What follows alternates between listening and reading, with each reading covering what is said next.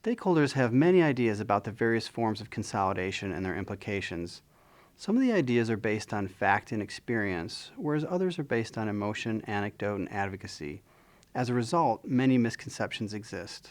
Certainly, there were a lot of misperceptions. There was a lot of concern, misinformation, a misunderstanding about what we were trying to accomplish. The unions were involved. The unions went out to the community to voice their opinion. I think that swayed some people.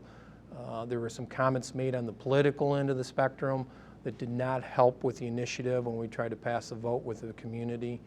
And so at the end of the day, the misinformation was very detrimental to the efforts to combine services. I think probably the biggest misconception is that number one, that services there's gonna be a fall in services. Services are gonna be provided less. The response times are gonna be slower. That you're not going to have as much access to police agencies. And I think, research bears that out. In some ways, it's just the opposite happens. It'd be so more efficient, more effective. The police were much more accepting of this public safety concept than the fire department was. And I think I can explain that simply because the police numbers stayed relatively static because we have a high volume for calls for service for police. We are a high volume calls for service for fire, but you can't compare the two. And because they hired a former police chief, I think that made some of the fire staff a little nervous. The biggest misconception was that my intent is to go over and make it a public safety department, purely, fully functional public safety department.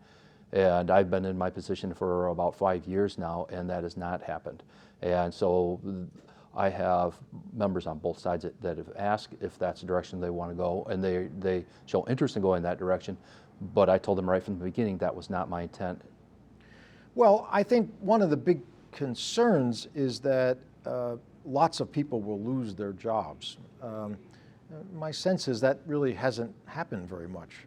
In fact, in many cases, the contracting, for example, results in kind of a job increase, in part because usually by the time a community is ready to enter into a contract, they've reduced their resources so much that almost everybody who still has a job and a few who lost their job get their jobs back.